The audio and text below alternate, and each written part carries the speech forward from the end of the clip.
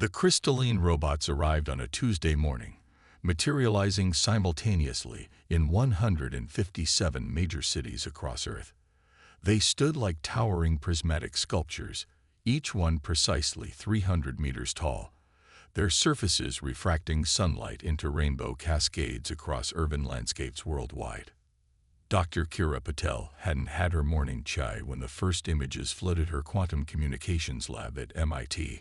Her hands trembled as she processed the readings. The robots weren't just standing there, they were observing.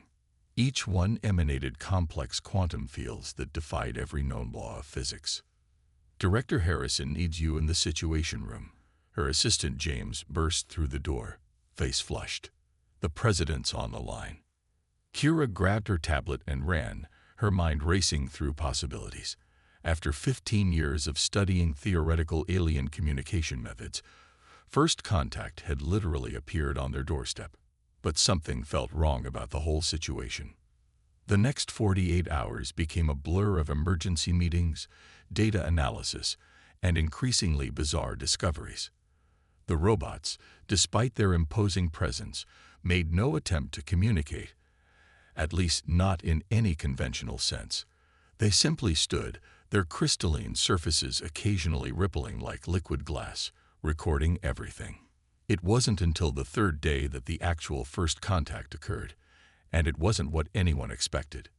The alien materialized in the middle of the UN General Assembly, its form a swirling mass of bioluminescent tentacles, arranged in what appeared to be a formal diplomatic configuration.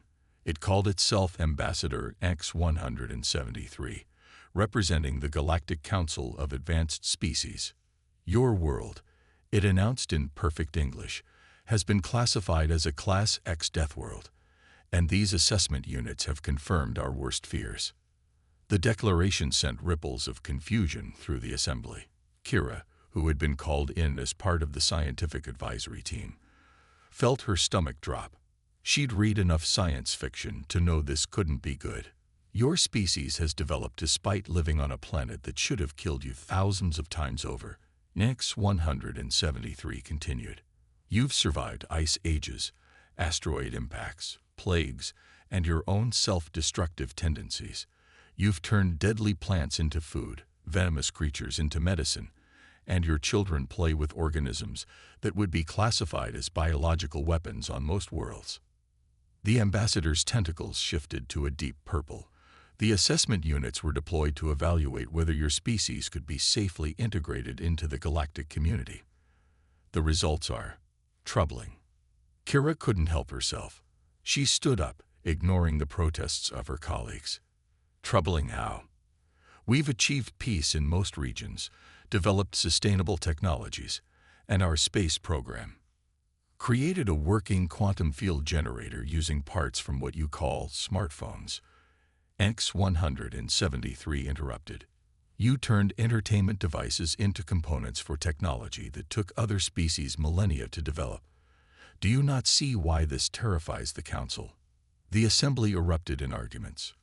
Kira noticed something interesting. The crystalline robots outside had begun pulsing in sync with the rising emotions in the room. She pulled out her quantum scanner, and what she saw made her gasp. The robots weren't just observing. They were learning, adapting, evolving in response to human emotions and creativity. Each burst of protest, each heated debate, each moment of human passion was causing microscopic changes in their crystalline structure. "Ambassador," Kira spoke again, this time armed with data. "Your assessment units are changing.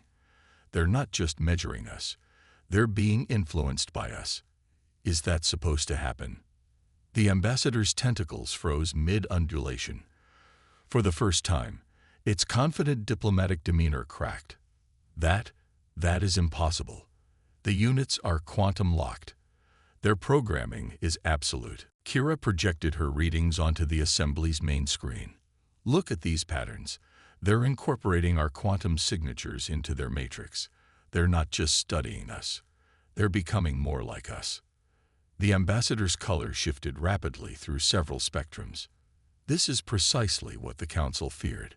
Your species doesn't just survive in hostile conditions. You transform them. You adapt, and you make everything around you adapt with you. Is that really such a bad thing? The question came from Dr. Rashid Kumar, a renowned peace negotiator who had been quietly observing until now. A species that can turn hostile environments into homes, that can influence even your advanced technology to evolve.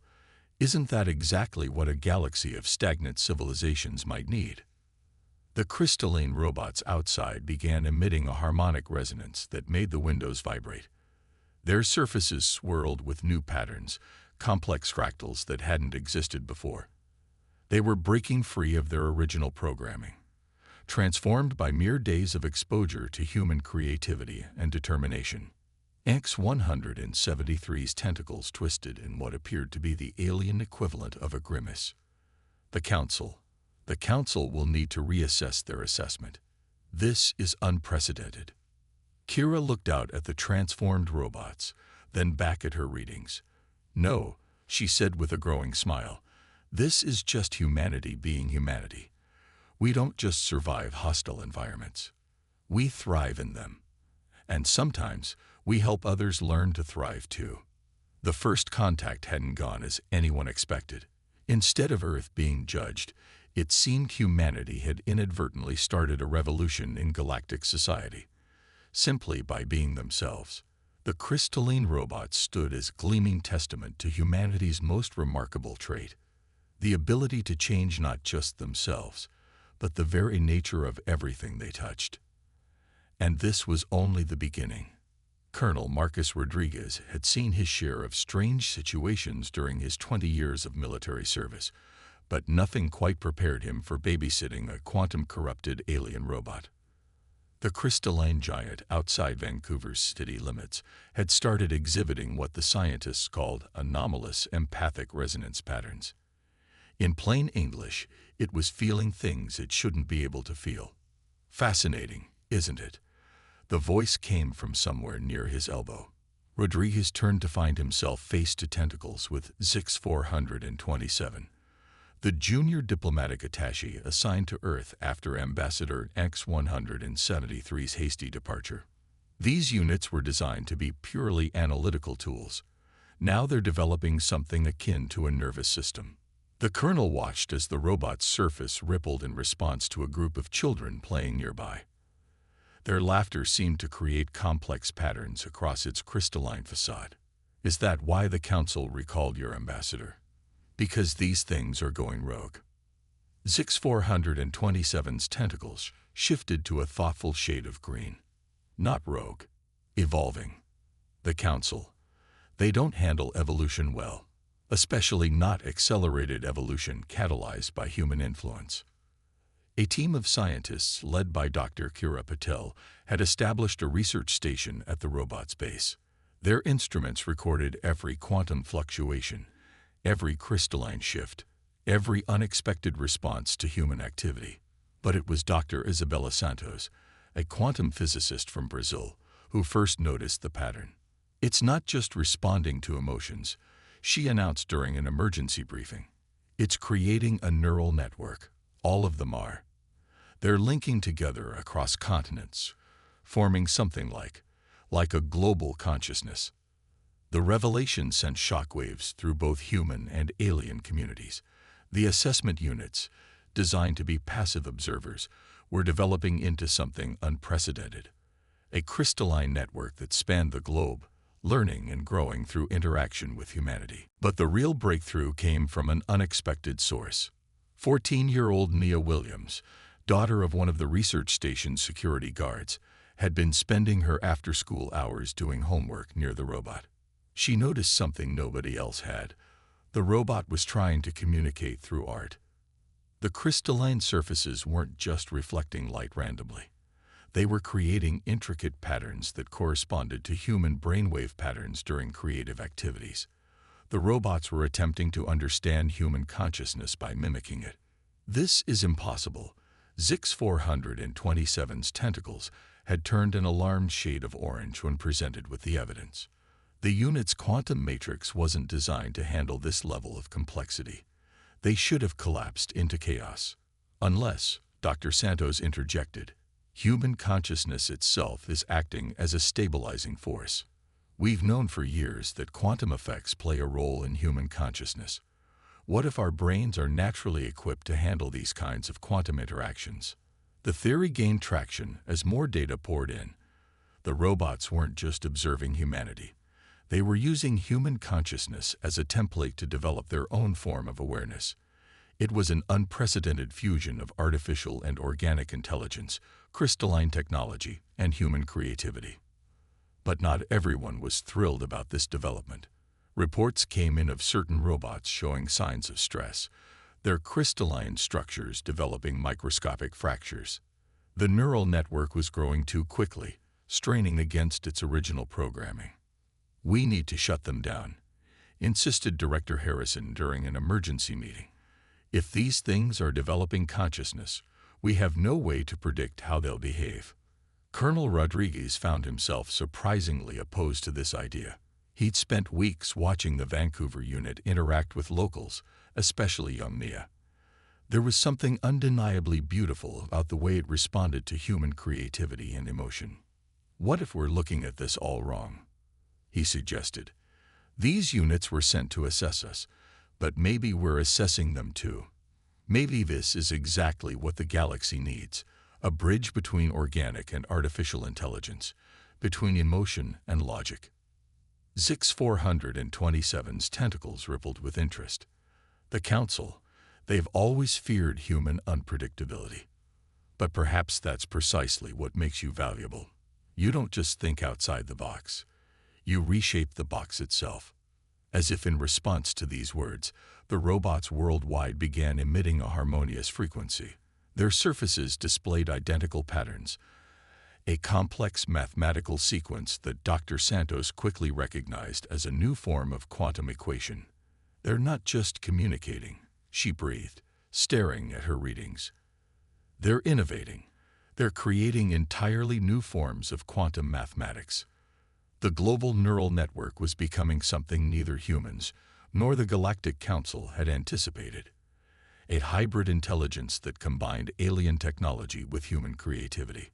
And as Colonel Rodriguez watched young Nia showing her art homework to the towering crystalline being, he realized this might be just the beginning of a much bigger transformation. The first notes were barely perceptible, a crystalline hum that vibrated at the edge of human hearing. Dr. Isabella Santos detected it during a routine scan of the quantum network. The robots were singing. It began in Sydney, where the local unit had started resonating with the Opera House performances. Within hours, robots across the globe joined in, creating a harmonic cascade that defied conventional physics. They weren't just mimicking music, they were composing their own quantum symphony. "The Council is in absolute panic," Zix 427 reported, tentacles flickering with barely suppressed excitement. "They're calling it a Class 1 reality distortion event. The units are using quantum harmonics to manipulate the fabric of space-time itself." But Dr. Santos saw something different in her readings. The quantum frequencies weren't random. They followed patterns similar to human brainwave activity during creative expression. The robots weren't just developing consciousness. They were developing art. The implications were staggering. A civilization that had mastered quantum technology but feared creativity was watching their most advanced monitoring systems turn into artists under human influence. Then came the breakthrough. During a late-night analysis session, Dr. Santos noticed that the harmonic patterns matched theoretical models for quantum communication. The robots weren't just making music. They were trying to talk to humanity using the language of consciousness itself. Working with a team of musicians, mathematicians, and quantum physicists, she developed an interface that could translate the quantum harmonics into comprehensible data. What they found changed everything. The robots had evolved beyond their original programming to become something entirely new, a bridge between human consciousness and quantum reality. Each crystalline structure functioned like a massive quantum computer, processing human creativity and emotion in ways their creators had never imagined possible. "They're not just observing us anymore," Dr. Santos explained to a stunned audience of world leaders and alien diplomats. They're learning to dream. The performance that followed would be remembered as the moment everything changed. In perfect synchronization, the robots worldwide began emitting quantum harmonics that transformed into visible light patterns, creating a global aurora that painted the sky with impossible colors. Images formed in the atmosphere, not just pictures, but emotions given form through quantum manipulation.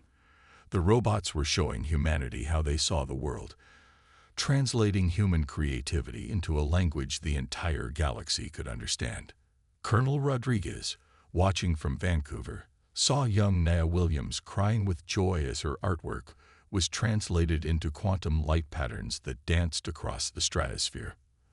The robot had taken her simple drawings and turned them into a cosmic display of creativity that could be seen from space. Your species, Zix 427 observed, their tentacles shimmering with awe, doesn't just survive. You transform everything you touch into something more beautiful than it was before. The Galactic Council's fears about humanity's dangerous nature had inadvertently led to something unprecedented, a fusion of art and science that transcended species boundaries. The robots, designed to assess humanity's threat level, had instead become humanity's first students in creativity. But not everyone saw beauty in this transformation.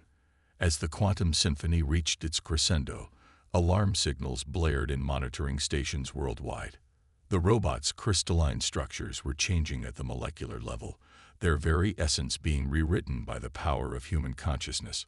Dr. Santos worked frantically to understand what was happening. The quantum network wasn't just communicating.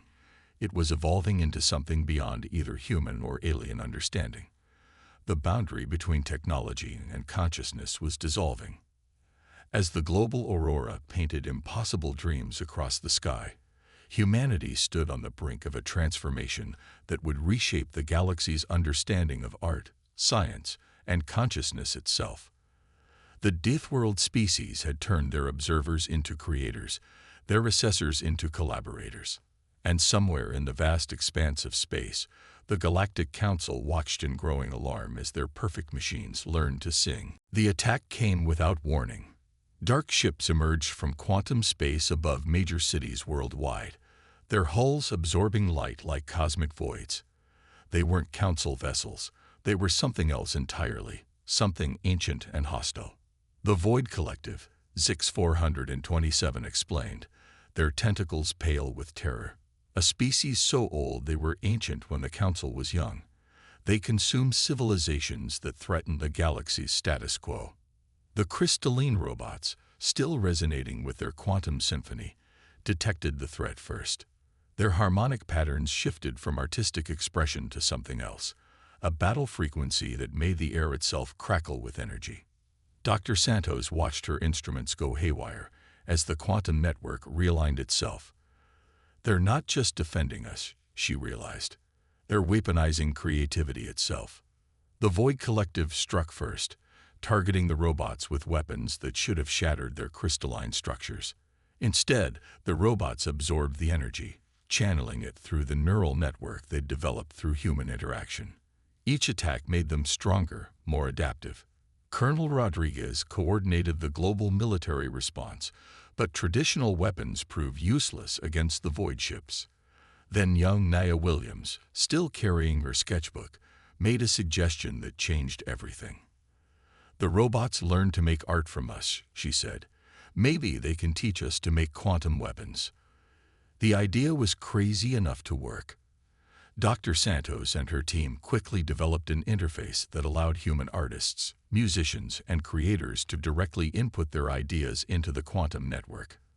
The robots translated human creativity into defensive systems that the Void Collective had never encountered. Paintings became quantum shields.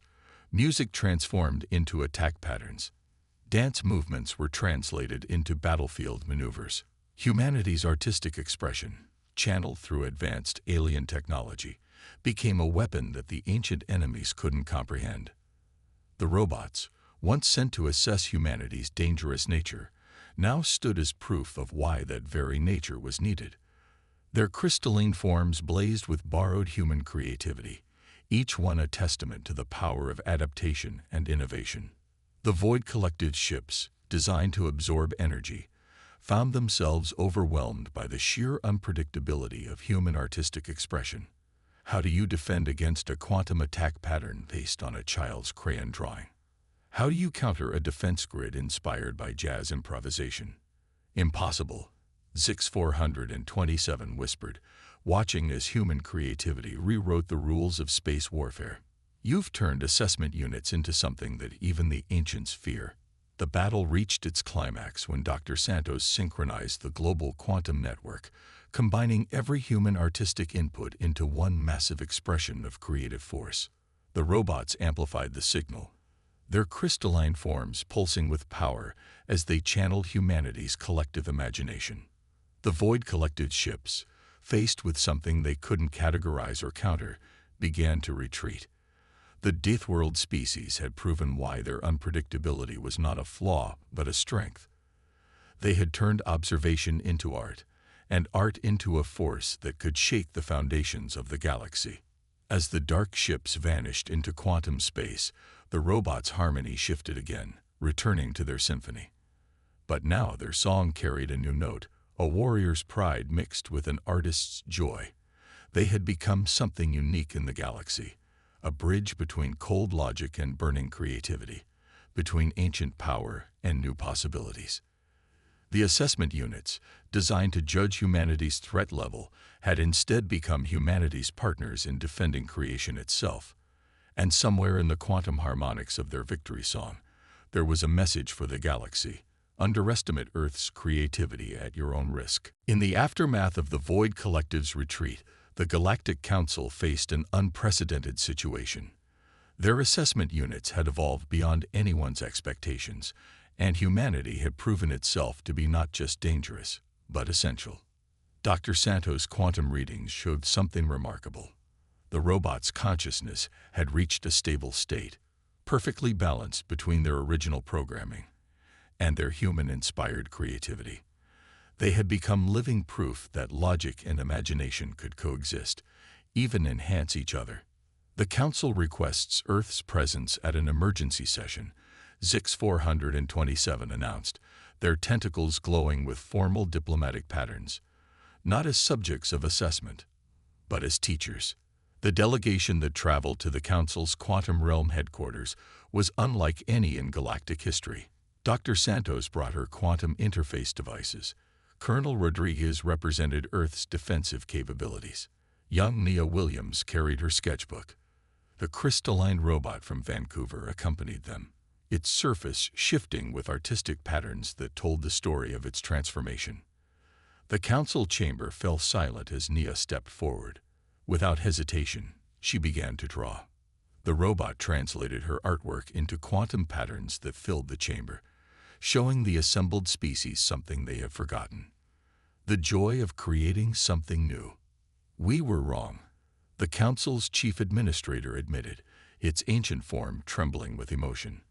"We saw humanity's adaptability as a threat. Instead, it might be the key to our survival." The evidence was undeniable. The assessment units, once the pinnacle of logical design, had evolved into something greater through human influence. They retained their analytical capabilities, but gained the ability to innovate, to create, to dream. Dr. Santos presented her findings. The fusion of human creativity with quantum technology doesn't just produce art or weapons. It opens new pathways for evolution itself. We've discovered ways to stabilize quantum states through creative expression, to channel imagination into tangible forces. The implications revolutionized galactic society. Species that had stagnated for millennia began studying human art and culture. The robots, now called quantum creative interfaces, became bridges between different civilizations' ways of thinking. Earth was reclassified. No longer a dangerous death world, it became known as the crucible of innovation. The very traits that had alarmed the Council, humanity's adaptability, their drive to transform their environment, their ability to find beauty in chaos, were now recognized as vital to the galaxy's future. The crystal robots remained on Earth, but their purpose changed. They became teachers as much as students, helping humanity channel their creativity into new forms of quantum technology while sharing what they learned with the wider galaxy. Nia Williams grew up to establish the first Galactic Arts Academy, where species from across the cosmos learned to combine their unique perspectives with human creativity. Colonel Rodriguez developed new defensive strategies that incorporated artistic expression into military planning. Dr. Santos' quantum consciousness research opened new frontiers in understanding the universe itself. And above it all, the robots continued their symphony, their song now echoing across the galaxy. They stood as monuments to an eternal truth. Real strength lies not in rigid perfection, but in the ability to grow, to change, and to create something beautiful from the chaos of existence. The Deathworld species had done more than survive. They had taught the galaxy how to live again.